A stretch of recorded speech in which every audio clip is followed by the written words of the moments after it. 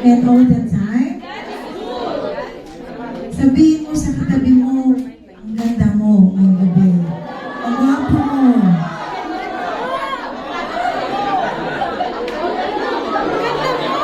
Ang ganda-ganda mo. Ang ganda, di ba? Maganda ba ang pakiramdam pag sinasabihan na ang ganda mo? Glory to God. Glory to God. Kulang po sa tulog. Kulang sa tulog. Thank you, Kuya. So tonight we have VIP. Is it correct how I pronounce Chantal? Then Ogie Alcacid ay Ogie de la Torre pala.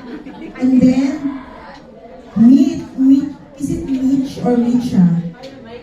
Micah Alas? Yeah, can you welcome them? The three of you, can you stand? And let's clap. 1, 2, 3. Welcome! Hallelujah! We would like to welcome you in the name of Jesus.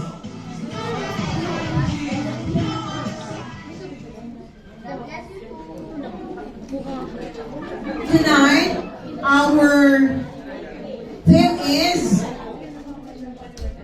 our theme, stewardship and generosity.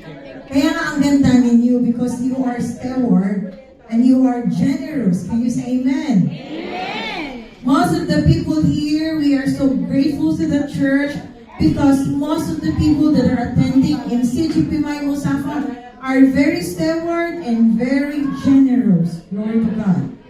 So I have a very important question tonight.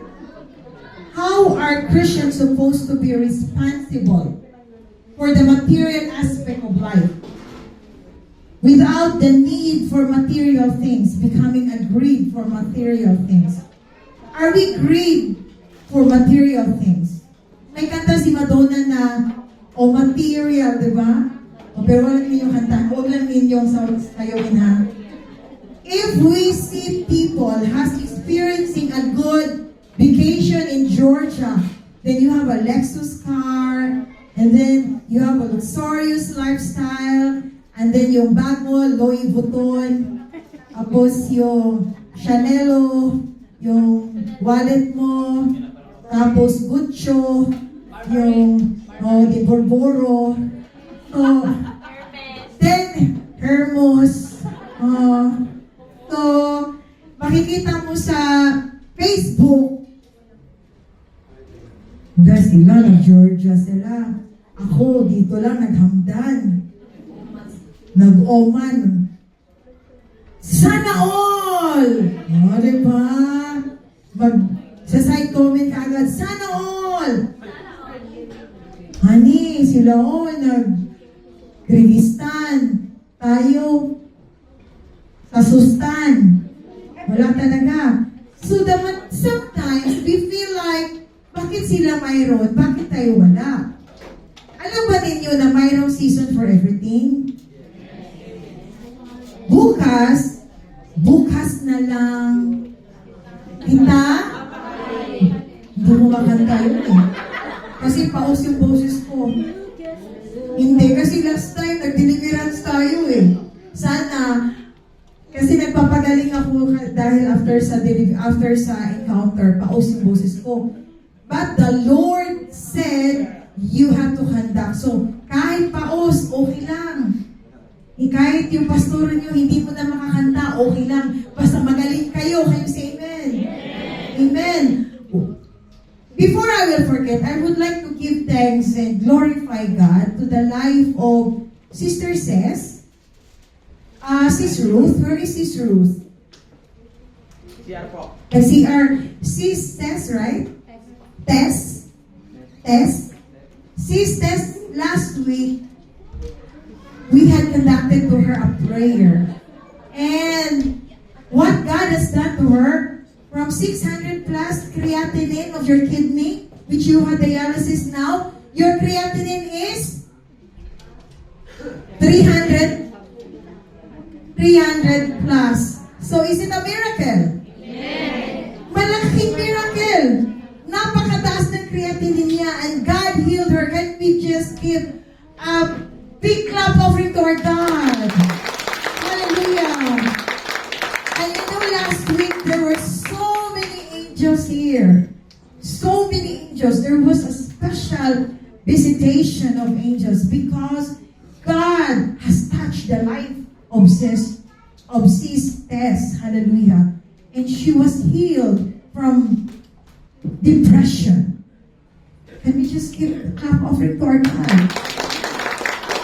Medyo malaki ang posisyon sa pinaalis natin na bisita sa katawan. But she was healed. Hallelujah. At hindi pa, gumaling siya from kidney problem. Hallelujah. Glory to God. Now, the material is certainly not sinful. Kung mayroon kang mga material, hindi ibig sabihin na makasalanan ka. Because it's needful. Can you say amen? Ayokong magdala ng bag kasi baka sasabihan ako ni sis na materialistic. Sa hindi ka nagdadala ng bag, nawawala yung wallet mo kasi sanay ka na may dala kang bag. Now, it is not sinful. How about much enough? How can we use what God has given us to make us eternal difference in the lives of people? Now, we have a question here. From the counsel Jesus gives us, this is a sermon on the Mount from Matthew. You know, the church tonight, let us join together to listen the preaching on material management. What is the relevance of material management? Some people may say, she is highly intellectual, she is very good, she excels, but she is not good in management. Did you hear about it, people? She can be a good employee, but she has no skill for management. Somehow, like in the church, you can be a good preacher, you can be a good leader, but you are not good in management. So what is the essence of management? And why management or stewardship is very important to tackle and to learn, and why we go with the essence of stewardship or management. The other term for management is stewardship. Now let's check it out for Matthew. This is our text, Matthew 6, verses 19 to 34. This is ESV version. Now we will just capture some of the verses because we will tackle it again over and over again after a while. Para hindi tayo makulangan ng oras kasi nag-start ako dito. What time is it, Kuya Ariel? Yes po. Ano oras ako nag-start? 8:30? 8? No, I just stand here for not less than 10 minutes. Maybe 8:30. 8:15 pa. You mean to say I took already 50? No. 8:15. No, because now it's 8:39. Maybe I was here 8:30. Now, I will stop. My preaching is 1 hour. Since late po natapos, mag-start po ako late na. So, this is the thing we are going to tackle now. Now, do not lay up for yourselves treasure on earth. And we just open the Bible. Do not lay up for yourselves treasures in earth, where moth and rust destroys and where thieves break in and steal. But lay up for yourselves treasure in heaven, where neither moth nor rust destroys and where thieves do not break in and steal. For where your treasure is, there your heart will be also. The eye is the lamp of the body. So, if your eye is healthy, your whole body will be full of light. But if your eye is bad, your whole body will be full of darkness.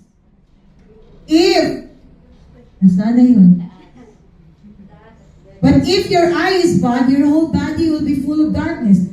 If then the light in you is darkness, how great is the darkness? Puro idiomatic expression to. No one can serve two masters. For either he will hate the one and love the other, or he will be devoted to the one and despise the other. You cannot serve God and money. Let's pray. Lord, we thank you for your word tonight. We pray that you will open our spiritual eyes as we're going to tackle these words, Lord. We pray that you will give us enlightenment. And these words that will be learned tonight, it will inculcate to our mind, Lord. Give us clarity. Give us hope. Give us strength. And even, Lord, strengthen us from all adversary. Any worries, Lord, we will reject. Any worries in our life, in our family, in our future, we will entrust to you. Because you are our supreme God, who is a miracle-working God. To you all the glory, honor, and praises. In Jesus' name, amen. Can we give a clap offering to God? Now, this statement here is very, very deep. And there are so many idiomatic expressions. But all of this idiomatic expression we will tackle shortly. How will property manage material possession? For example, ikaw ang may-ari ng SM. Sino ba may-ari dito ng mall? Mall lang. So, mula doon hanggang doon. So, may-ari kayo ng mall. Okay, sino ba dito may-ari ng mga asyenda? Asyenda di Luisa. Si Ariel. Asyenda di Ariel, Padayon. Okay. Sino ba dito may-ari ng isang hektarya na may lupa pa, tapos may fish pan pa? Si Sis Myra. Okay. Huwag na rin yung anuhin yan, kasi dinideclare na yan. Tanggapin mo yan, Sis Myra. Hallelujah. Sino may-ari dito ng mga tubo? Sugarcane. Si Jaja. Oh, 1 kilo daw. 1 kilong tubo. Sino may-ari dito? Pabrika ng mga sapatos. Sino may-ari sa Tivergy? Marikina si Marco. Ha? Marikina. Sa Marikina. Si Marco. Oh, tingnan mo ha. Tanggapin na yan. Hallelujah. Now, if you have that property, will that property be properly managed? Material possession. Now, Jesus addressed how to manage material possession. Who is the owner for that material possession? Is it you or God? It is from God. But sometimes, nakakalimutan natin. Akin to para tayong bata na sabi ni Debbie na, this is mine. Do not take it. This is mine. Pag nasa atin na, naisip na natin na sa atin. Hindi natin na-realize na galing yan lahat kay Lord. Now, is a well-known passage from Jesus. This is a Sermon on the Mount, focusing on heavenly priorities over material wealth. Now, let us tackle this. Now, people are so conscious what you can buy. Maybe you want to buy, what do you want to buy for car, Daddy? Wow. Car. Cariton? Okay. Lexi? Ferrari. Ferrero? So what can I wear? What can I live? After ka nagtrabaho, okay naman ang sahod. Pag uwi sa bahay, walang problema ha? Walang problema. Pag upo, ano kaya susutin ko bukas? Mabubuhay pa kaya ako bukas? How can I live? What can I wear? Because nowadays we are living in a very material-driven world. Mundong napaka-focus sa material na bagay. So as a followers of Christ, we need material things to survive. Material things are not sinful, but we have to make sure that we are good steward. Those things, it means that good steward means God can entrust to you of the things that what you have possessed. We should make it sure that we don't own the material things and they don't own us. Minsan, ang material, ang may-ari sa atin, tayo na ang nagiging bandage. Tayo na ang nagiging addict. Let us be careful that it will not become obsessions. In this text, we're gonna look for material discipline. So we are going to capture very important things here. What are these things? Christians are urged to execute material management as an effective steward. Now the question, how you're going to execute material management as an effective steward? Number one, use what God has given you now to invest in the kingdom work that impacts people for eternity. We are here to be an instrument that whatever God has given us, we have to invest to the kingdom of God, because if you are going to invest to the kingdom of God, the word of that, it can give impact to the people for eternity. Can you say amen? Amen. Whatever you have now, do not forget that you are going to invest it for the kingdom of God. It says here in verse 19 to 21, do not lay up for yourself treasures on earth where moth and rust. Anong rust sa Tagalog? Yes! Sayang pa dito sa mundo. Halos i-invest mo. It will destroy. And where thieves, ang mga magnanakaw, break in and steal. But lay up for yourselves treasures in heaven, where their mouth nor rust destroys, and where thieves do not break in and steal. For where your treasure is, there your heart will be also. What does it mean that for where your treasure is, there your heart will be also? Diba pag mahal natin ang tao, doon natin pinupundar sa pamilya na mahal natin. Can you say amen? Bakit ipundar mo sa kapitbahay mo? Ang mahal mo, pamilya mo. Kahit pa nagpapakyut pa yung mga kapitbahay mo, walang effect yan. Can you say amen? Kasi cute-ups lang sila, hanggang cute lang sila. Pero sa pamilya mo ibibigay. Treasures in heaven, we'll discuss, versus treasures in earth. Ano ang kaibahan sa treasure sa langit versus sa treasure sa earth? Now, let's start with treasures in earth. Treasures in earth, it means the accumulated access. It's beyond the needful. The accumulation of stuff that we don't really need.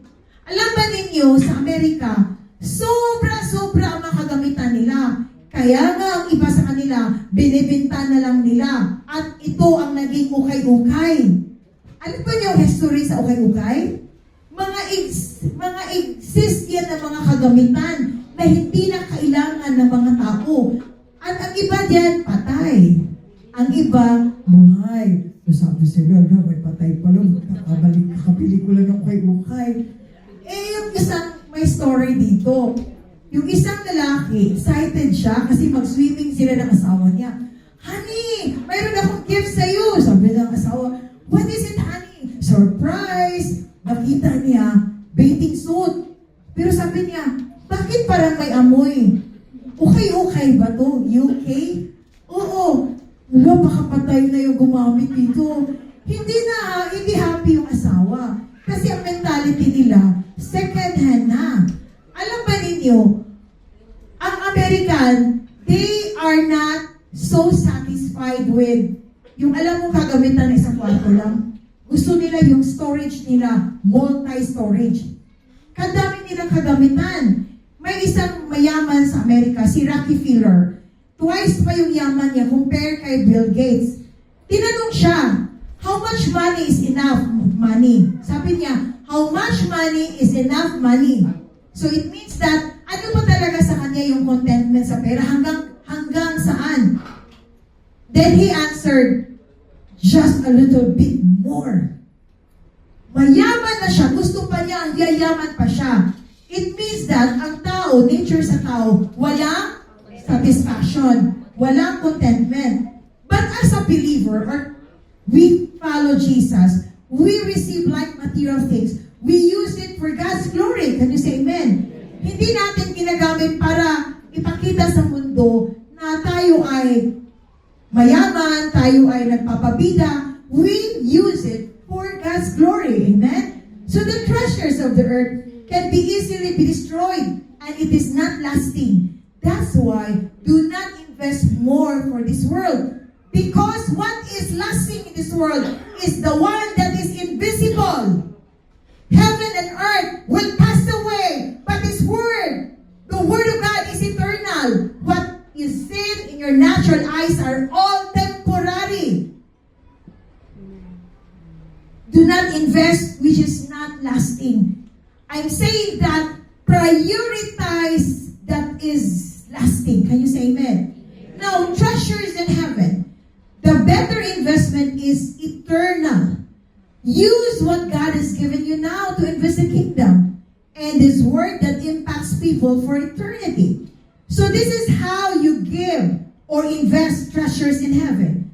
So when you give to the church that can cause an impact, you are making eternal impact in heaven for eternity. Can you say amen? So when you have a kingdom mindset, say kingdom mindset, about earthly goods, you will understand what is very relevant and that is not also relevant.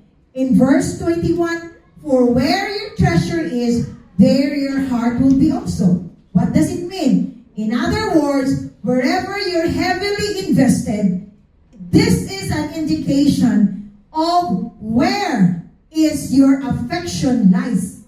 Kung saan ninyo pinupundar at saan ninyo binibigay, doon yung affection ninyo makikita. At doon makikita saan ninyo binavalue. It means if you will invest for the kingdom of God, it means that your heart belongs to where you had invested. Can you say amen? Pag mahal mo ang tao, doon ka mag-i-invest. Tingnan mo yung katabi mo kung nag-invest ka ba dyan. Tingnan mo kung nag-invest ka. Kung nag-invest ka, it means mahal mo yung tao na yun. Sabihan mo, mahal kita.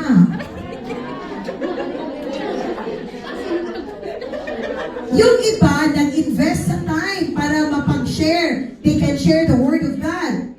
That is an eternal investment. Can you say amen? Consolidation is an eternal investment. Di ba pag padre di pamilya ka, matik yun na doon mo ilagay yung bank account, doon mo ilagay yung pera sa bank account ng pamilya mo. Can you say amen? Dahil pinaghirapan mo at dahil mahal mo ang pamilya mo. Tanungin mo katabi mo, mahal mo ba ang pamilya mo? Save kay Lord. Pag mahal mo si Lord, doon mo ini-invest ang earning mo. What you have earned, doon mo ini-invest. Para sa mga gawain ng Panginoon. Dahil alam mo, kung hindi ka mag-invest para kay Lord, anong gagamitin ng church? For example, sige, hindi na tayo mag-invest dito for the kingdom of God. Anong gagamitin natin pangbayad sa renta dito? Di nga tayo. Doon tayo sa park, mag-church. Magdadala tayo doon ng drums. Dadalhin lahat to. Walang electric. Now, MPA tayo, no permanent address. Dahil hindi tayo nagpundar para for the kingdom of God. Ikalawa, ano ang gagamitin natin? Kung hindi tayo mag-invest, ano ang pagkain sa likod? Ano gagamitin natin? Hello? Hello, test mic. Wala, hangin. Because we don't invest. Na-realize ba niyo yan? Yes, true. Paano kung gusto niyo mag-Sharon? Tanungin niyo si Gabi, Concepcion. Wow, si Kiko, Pangilinan na lang. Kasi wala pang Sharon dahil we don't invest for the kingdom of God. So people can talk about us by the way how we spend money. Now, if we really indicates how we really love God. Next, we execute material management as an effective steward. See God as a generous and be generous. Because God is a God of generosity. Since God is generous, we as a church should be generous. Can you say amen? Amen. The eye is the lamp of the body. Verse 22. If your eye is healthy, your whole body will be full of light. But if your eye is bad, your whole body will be full of darkness. If then the light in you is darkness, how great is the darkness? Kahirap nito, no? Puro idiomatic expression. Now let us study this. Let us study with hermeneutics. Hermeneutics is the study how you're going to interpret the Bible. Now, we have to understand the Hebrew idioms. Sa Hebrew idioms, let's capture good eye. Say good eye. Good eye. Tingnan mo nga yung katabi mo kung maganda bang mata. Di ba ganun talaga yung eyelashes, tsaka mata. Kaya beautiful eyes, okay. Beautiful eyes, okay. Bakit po? Para hindi tayo antukin dito. Baka mag-preach ako din after a while, nakita ko na siguro grabe ang movement ng Holy Spirit kasi parang inaantok na kayo dahil sa lamig. Yun, para tulog na kayo. So, peligro. So, mayroon tayong question and answer. Okay pa sa inyo yun? While preaching, my question and answer. Now, ano ang good eye sa Hebrew word? Now, the Jewish has ayon hataba. Say, ayon hataba. Yun ang ibig sabihin sa good eye. Okay? Are you ayon hataba? Means optimistic. Di ba pag optimistic, ang nakikita positive, hindi negative. What he sees the good in people and things even in circumstance. Positive disposition in life. So your life reflects the light. Ganda, no? Reflection of light. Ganon ang ayon hataba. Good eye. What about, you see people how, pag ayon hataba ka, you see people how God has forgiven them. Amen? Gaano pa makasalanan yung tao, hindi mo kinukondem. Dahil ayon hataba ka, optimistic ka, alam mo, nakikita mo yung cross sa buhay sa tao na yun. Kaya kahit pa makasalanan ng tao na yun, minamahal mo, can you say amen? Ini-encourage mo, pinag-pray mo.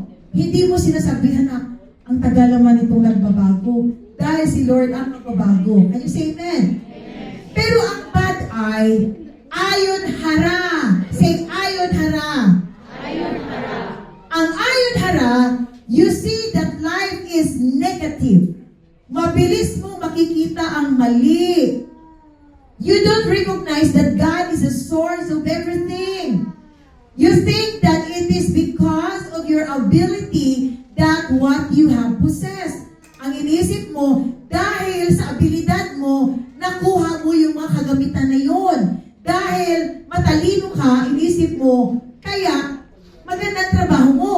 Yun ang inisip mo. That is ayon hataba. Ayon hara. Oh.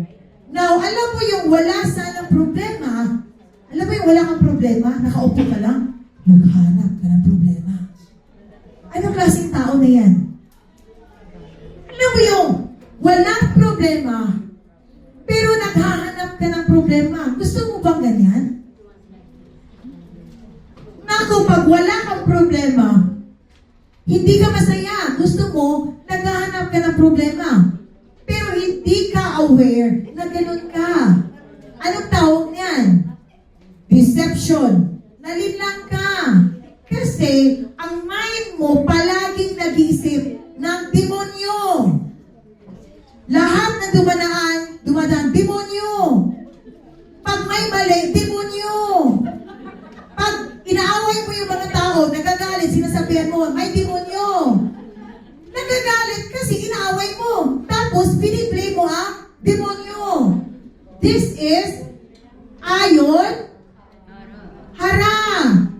As a Christian, pinagchismisan tayo ng mga demonyo. Alam ba ninyo ano ang marites ng mga demonyo sa atin? Alam mo itong simbahan na to, lahat na lang sa atin ang blame. Pero sila gumagawa sa problema, tayo palagi ang biniblame. Kawawa naman tayo. Yun yung sabi ng mga demonyo.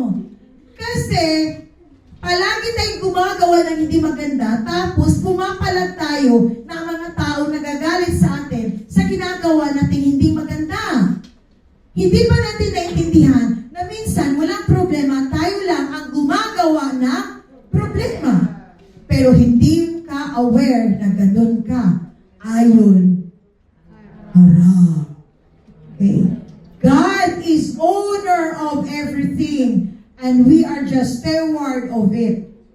But since God is so generous, can you say amen? Amen. For God so loved the world that He gave His only begotten Son, that whosoever believes to Jesus has eternal life. God the Father gave His Son Jesus to our lives. Every material things came from God. So when you have that good eye, ayon hara, if you have that good eye, you recognize the goodness of God. What happened? Is it well? It will have a well shape of your perspective. So mas maganda yung perspective mo. And because of it, you will manifest goodness to people. Kaya ang bait mo. Diba? Pag nagpa-follow na ni Jesus, yung sobrang mainitin ng ulo, palagi na lang tumatawa, palagi na lang sumasayaw. Kay saya. Diba? Sample nga mga, nasaan si Dax? Paluling model. And because of it, you will manifest goodness to people. You don't want conflict in the church. Can you say amen? Paano ba maiwasan ang conflict sa church? You should be ayon hara? Ha? Ayon? Mataba daw.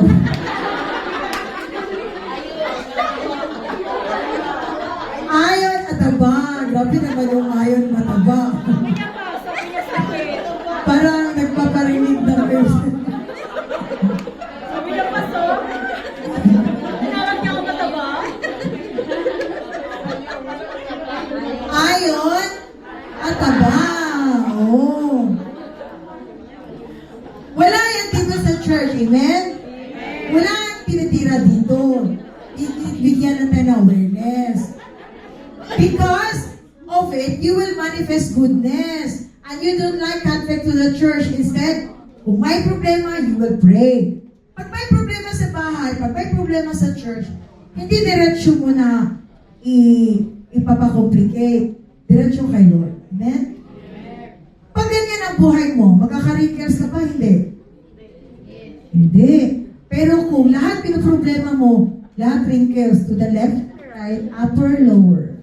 Dito pa, lahat. Lahat wrinkles. Bakit? Pinoproblema mo yung hindi problema. Kaya sabihin mo yung katabi mo, huwag mong problemahin yung hindi mo problema.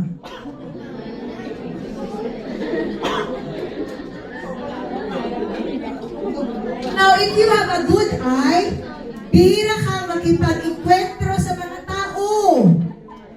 If you have a good eye, bihira ka makipag-enkwentro. Pero pag bad yung eye mo, palagi kang makipag-debate. Alam mo yung tao nagsisita? Ano ba kaibahan ng taong nagsisita compare sa palagi sumisita? Palasita. Gusto niyo friend na palasita palagi?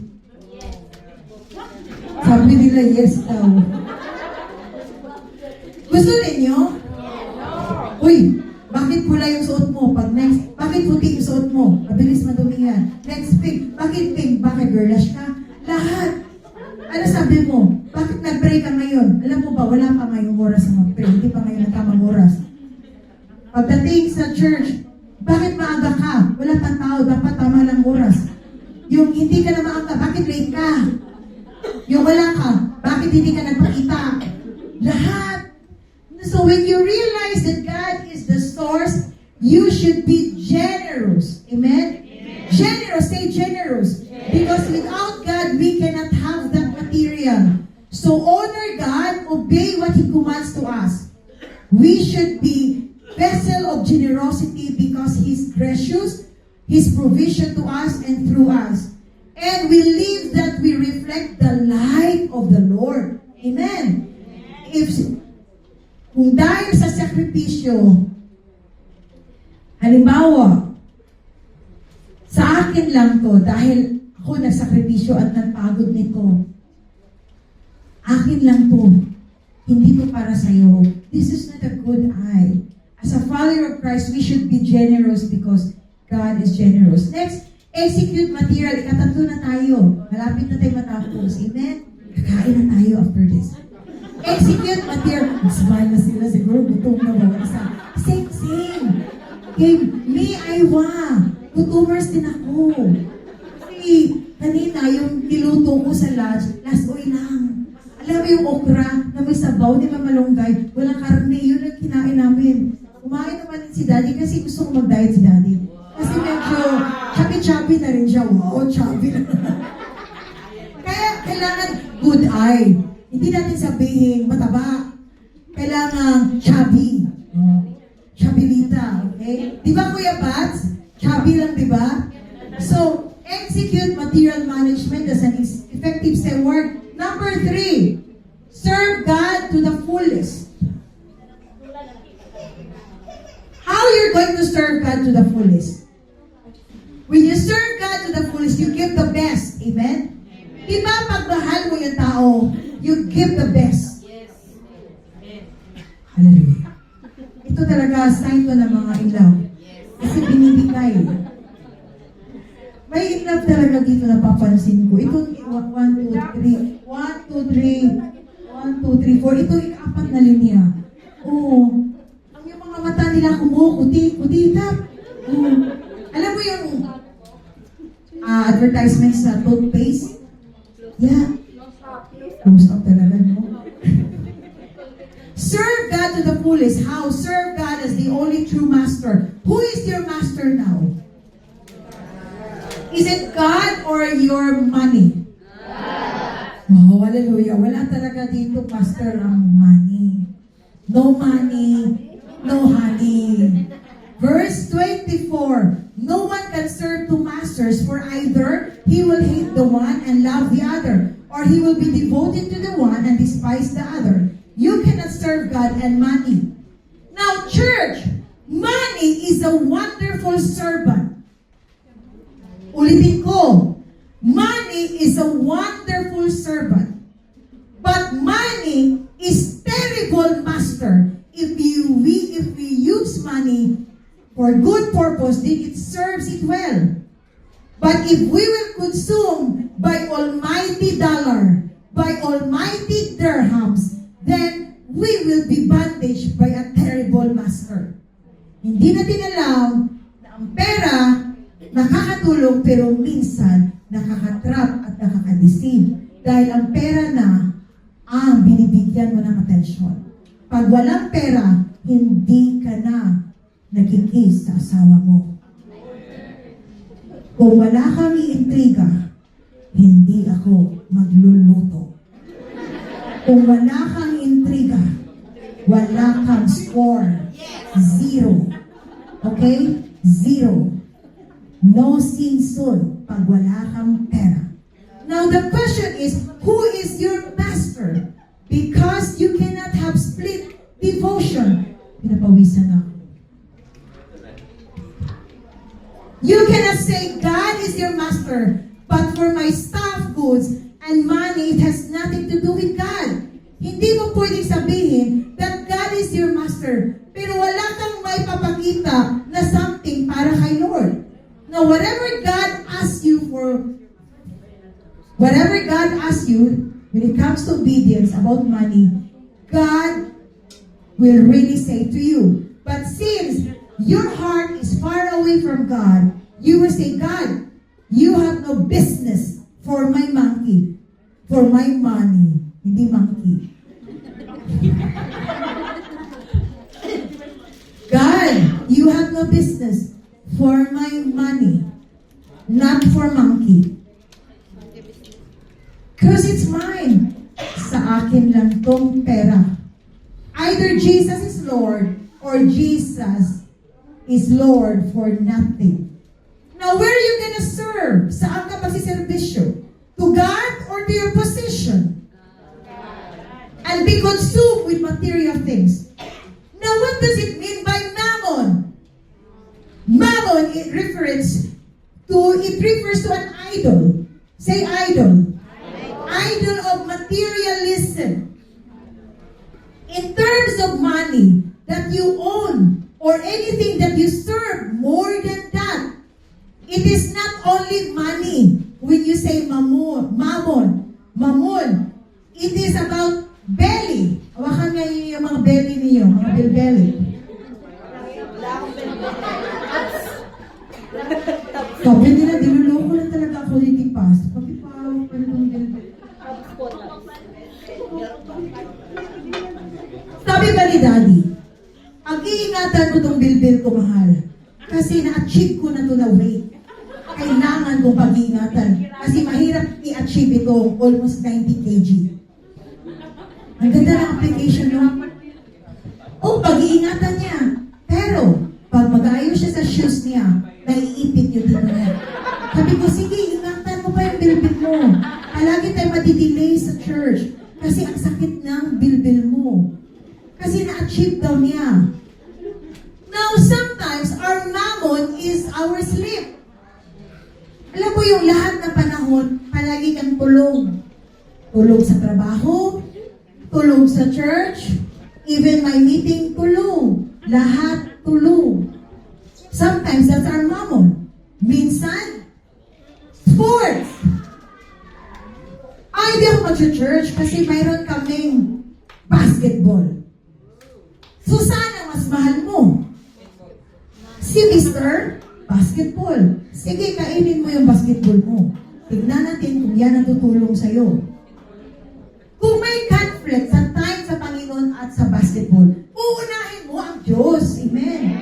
Kasi ang basketball, makapaghintayan. Eh, hindi kasi may cheerer dun eh. Crush ko yung cheerer dun eh. Kailangan nandun yun kasi sexy. Kailangan nandun ako. Yun pala. Mas inuuna mo pa ang paglalaro compare sa panahon mo kay Lord. Now, you like riches. Gusto mo na mayaman ka. Gusto mo na applause. Gusto mo na palapakan ka. Sometimes, that is our mammon. Now, reject that, guys, and let the glory belong to God. Can you say amen? Next, pero wala yan dito, amen? Wala yan dito. Next, serve God as the source of hope when adversary comes.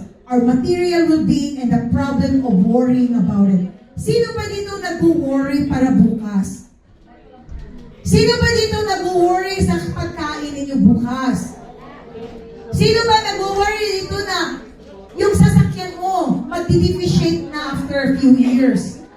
Sino ba nag-worry dito na yung makeup mo hindi na MAC? Kung hindi, make yung... Sino ba dito nagpo-problema na yung shoes mo? Hindi na Hermes. Hermes na lang. Now, huwag mong poproblemahin yan. Kasi kahit ang mga ibon, hindi nila pinoproblema yung pagkain nila. Dahil alam ng mga ibon na may magbibigay sa kanila ang Diyos. Can you say amen? Bakit poproblemahin mo ang isang bagay na hindi dapat poproblemahin? Let the problem the problem. Can you say amen? Palakpakan natin si Lord. Ang mali kasi natin, guys, advance yung utak natin. Huwag kang maging advance na ano ang mangyayari sa future. Ang magpuproblema niyan, hindi ikaw, kung hindi ang Diyos. Kasi siya ang may-ari sa buhay mo. Naintindihan ninyo? Kausapin mo yung katabi mo, huwag kang mag-worry. Sige, huwag kang mag-worry.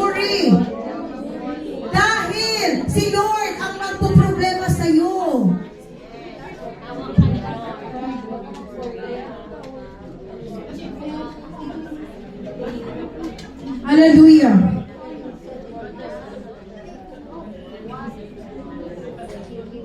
Now, do not worry of what you eat. Siguro ang gusto niyo, ano bang gusto niyo ulang bukas? Caldereta? Chicken apritada? Bulalo? Ay, si Kuya Rich marunong magluto yan. Kasi chef siya eh. Chef siya sa amin. Sa CG namin. Si Ate Yoni. Nasaan si anong pangalan kapatid mo? Sis Lacey? Si Chris. Yeah, si Christy. Ang sarap niya magluto ng humba. Parang Cebu. The best. Kung iniisip ninyo, wala kayong pagkain bukas. Dito sa UAE, may tanong ako. Lahat nga ng mga pusa sa labas, social ang mga pagkain. Yung mga run away ng mga cat, yung stray, wala cat food social. Wala nga, hindi na sila nag-iisip yung mga pusa na, ano kaya ang food bukas? Ano kaya ang menu bukas? Wala silang pakialam. Sila nga hindi nag-worry. Ikaw pa kaya na tao ka, mahal na mahal ka ni Lord? Bakit iniisip mo yan? Diniisip ka ng away. Pag naglalakad ka, di malalim na yung depression mo, iniisip mo na si Basilio, Crispin, Ibarra, Maria Clara.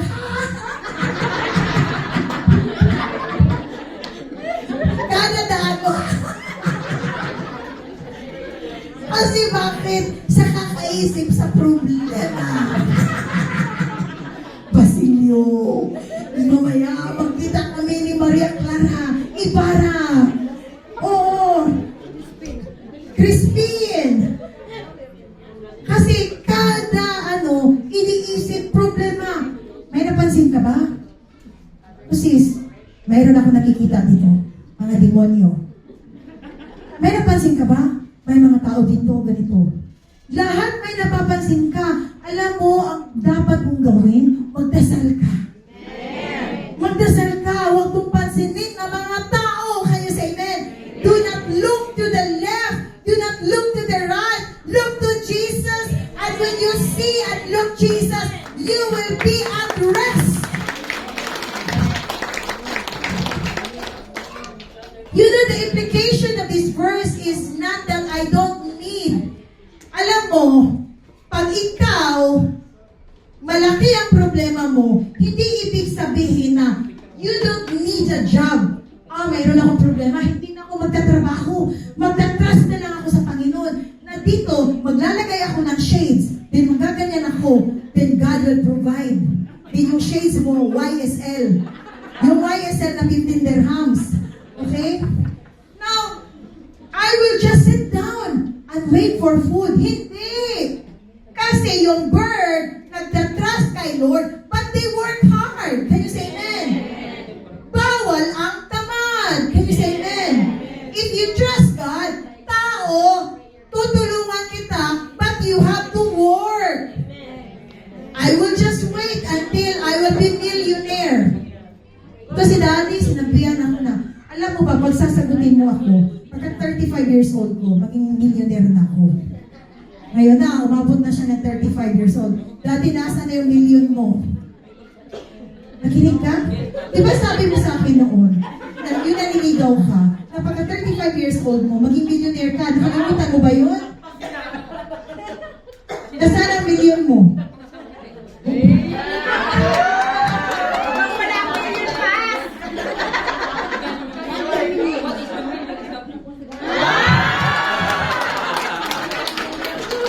Pinapawisan ako. Niisip ko, dapat magtatrabaho ko nito. Ako parang inaasahan. Kailangan kong overtime. Kaya pa nagtatrabaho ako hanggang alas 3 ng umaga. Kasi ako magtatrabaho. Hindi. Si Daddy is very hardworking husband. Siya. Alam niyo, pangalan niya siya. Siya ang naglalaba. Siya ang nagluluto. Siya ang naglilinis. Siya. Kaya, siya ang pinili ko. At paninindigan ko yan dahil siya ang nagsabi niyan. Sabi niya, kung sasagutin mo ako, hindi buwan ang ibibigay. Anong sinabi mo? Yung pula? Try me. Try me! Kasi nandun sa sale, dun sa mall, nakita niya yung try me. Tapos, sabi niya, maliligaw na ako dito. Ang text niya, sabi niya, sis, try me. In that time, walang naglalaba, walang nagluluto, walang naglilinis sa kwarto ko. Sabi niya, sis, pwede makita kung saan ang lugar mo? Sabi ko, bakit? Tutulungan kita. Kung, alimbawa, yung mga wiring, sabi ko, bakit ba yan ka ba sa electricity? Lahat ng T? Sabi niya, mayroon din konti, pa-humble effect pa. Pero totoo naman talaga na marunong siya. Sabi ko, okay to, makasave ko ako nito kasi marunong siya sa electricity. Naglilinis siya. Pero kailangan bibili ng vacuum cleaner. Kailangan bibili din ng washing machine. So, hanggang ngayon naman po, pininitigan ko, since nag-asawa kami ni Daddy, hindi na po ako naglalaba. Hallelujah. Ha? Parang nagsasampay. Ilalagay niya, pero ako ang magtutupi. Kasi pag yung nag-asawa na kami, sabi ko sa kanya, anong alam mo luto?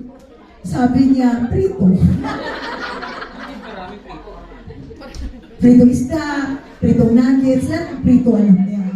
Okay pa din, diba guys? Hallelujah. At kahit pa, may kulang. Basta, ibibigay niya, intriga niya. Yung pera, di ba? Hallelujah. Kasi doon ang treasure is. Amen? So, ito po yung word natin tonight. Why we are anxious about clothing. Sino po nagpa-problema dito na walang damit? Di ba yung babae, ay, bibili na ako kasi wala na akong damit. Pero yung damit niya, 3 cabinet na. Pero wala na raw siyang cabinet. Wala na raw siyang damit. Wala na raw cabinet. Basta yung natuloy. Consider the lilies of the field, sabi ni Lord, how they grow. Neither the toil nor spin. Ito si Lord, mahilig din ito si Lord sa, alam mo si Kuya Jay? Daddy, di ba si Kuya Jay, mahilig siya sa poetry? Si Jay ba? Poetry. Poetry? For sure, Jay. Nandito tayo sa preaching. Now, worrying can never give us beneficial. Agree? Worry can turn our hearts away from God. Our flesh worries about things. We worry about our health. Tatanungin ko kayo, why we should worry our health? Who gives you life? God.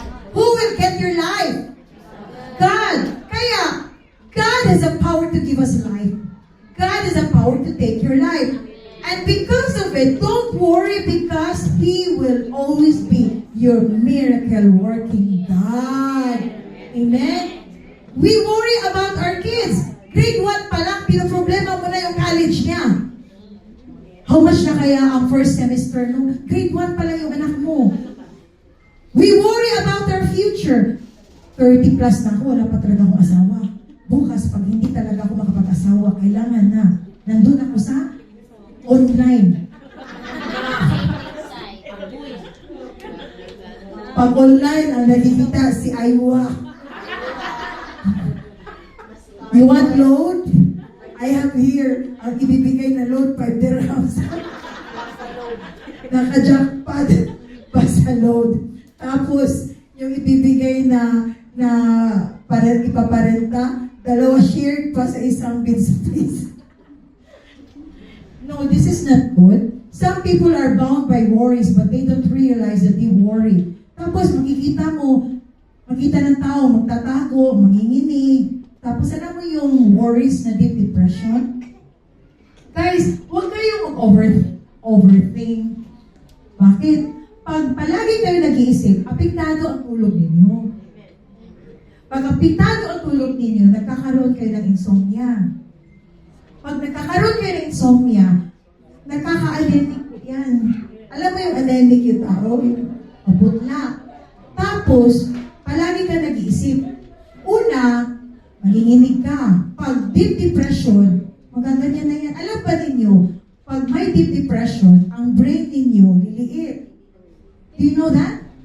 When you have a deep depression, depression, your brain will decrease the size. Check in the Google. Yes. And when your brain will decrease the size, it can affect your memories. And it can affect your balance. How it can affect your balance? Pag maglalakad ka, para kang kabayo na nilalagyan dito, alam mo yung nilalagyan dito, ganyan ka lang, oh. Uy. Uy. Tapos, hindi mo alam yung left, to the left, to the right, to the left, yung left mo, right, yung right mo, left. Bakit? Nangyari ang kuya ko. Yes. Sabi ko sa kuya ko, Manong ang tawag ko sa kuya ko. Manong, punta tayo sa second floor, yung bahay namin ni Daddy. Kasi ano yun eh. Ikaw ba may-ari ng Dad? Sa bahay natin. Nag-iisip na siya. Si Lord, of course. Si Lord ang may-ari. Gulat ako, sabi ko ni Daddy, sa Daddy na, yung kuya ko. Punta na tayo, hindi niya alam kung saan ang left at right. Tapos, maya, sabi ng kuya ko, pinapawisan ako, tapos yung kamay ko nanginginig. Nagaganyan yung kamay niya. That is deep depression. Tapos, pinahiga namin siya. Grabe na pawis. Tapos, alam niyo guys, dahil hindi niya alam ang left at right, nag-hallucinate siya. Alam mo yung hallucination? Yung akala mo, nandun ka sa taas na parang nilipad ka. Pero wala, hindi na yun flat, nasa taas ka. Akala mo na parang nilipad ka. Alam niyo doon, kasi yung bahay po, mayroon pong third floor na ginagawa namin dahil sa design sa flood. Doon sa third floor, nakita niya may manhole. Pumasok siya sa manhole. Imagine third floor, yes, manager. Si Padayon manager ko yan. Alam ba ninyo, pinasok niyang manhole, tapos hindi niya alam ang left at ang right. Tapos, habang daw naglalakad yung kuya ko doon sa third floor, doon sa manhole, lumabas na siya sa manhole, doon na sa roof. Nakita siya ng kapitbahay, humahawak sa roof, paganyan. Pero na-slide siya. Nahulog siya sa third floor, grabe kataas. Na-break yung brain niya dito. Lahat puti ng brain lumabas sa ground. Tapos yung mata niya, nakabukas, pero puro dugo po yung sa ground. Nakaiban na tayo. Sorry ha. Because of deep depression. And that time, wala pa po akong gift of miracle. Pinag-pray ko yung kuya ko. Walang nangyari. Pray ko. And then, after a few weeks, bumalik ako sa UAE. Namatay na yung kuya ko. Binalikan ko. Bumalik ako sa Pinas. Imagine, pumunta na ako, 1 week ako, bumalik ako ulit. Hindi ko maintindihan yung feeling ko na yung isang kuya ko na nagdi-decide ng nuclear power plant namatay dahil sa depression sa kumpanya. And guys, you know, I don't want you to experience this because God is a God of hope. God is a God of hope. God is a God of second chance. God is a God of forgiveness. God can restore everything that has lost for your life. I'm saying to you tonight, if you lost a lot from your job, if you lost something of your relationship, if you lost of your job, there will be a restoration that God will give it to you. Do not lose hope, but trust God. Can you say amen? Trust God, because when you trust God, He will give you the peace that transcends on your mind. The peace of God that transcends peace on your mind will keep you in Christ Jesus.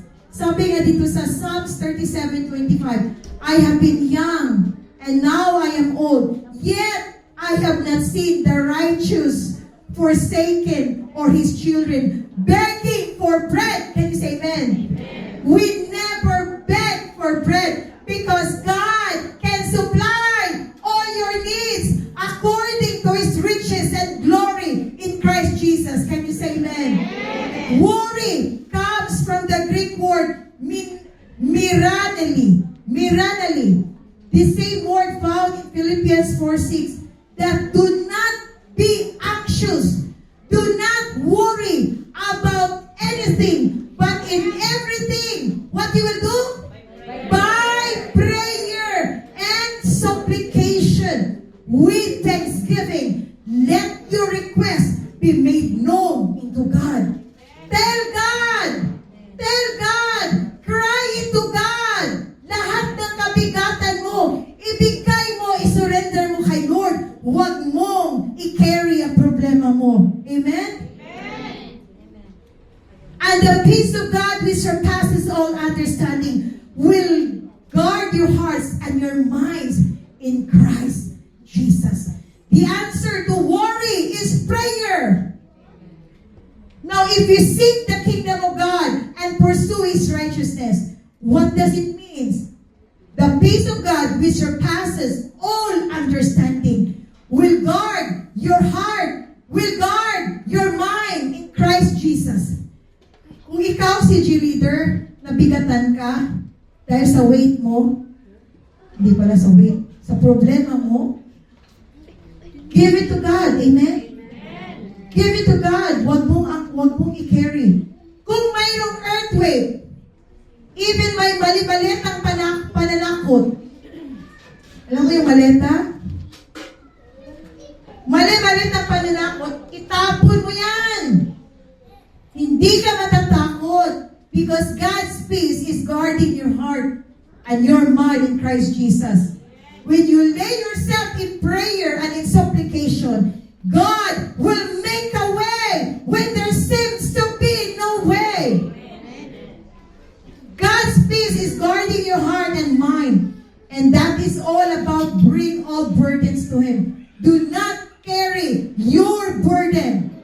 One at a time, God will solve every problem that you have. Can you say amen? It may be big, it may be small problem. God cares for your life. God loves you beyond what you think or imagine. Never give up to serve God. Never give up from the presence of God. Continue to seek His presence. The Word of God says, seek ye first the kingdom of God and His righteousness, and all these things shall be added unto you. Hallelujah.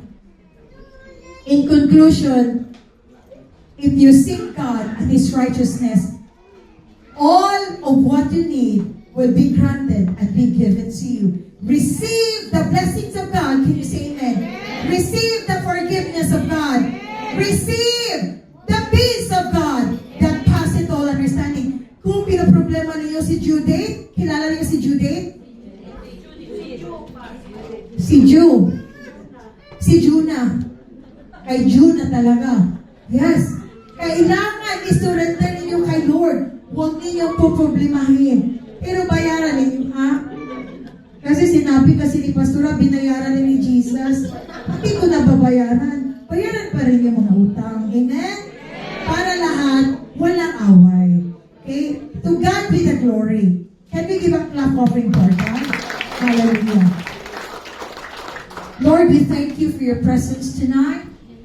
We thank you, Holy Spirit, that you are here. Move in an amazing way in this congregation. Let love, joy, and peace and forgiveness be upon to us. In Jesus' mighty name. And everybody will say, Amen and amen.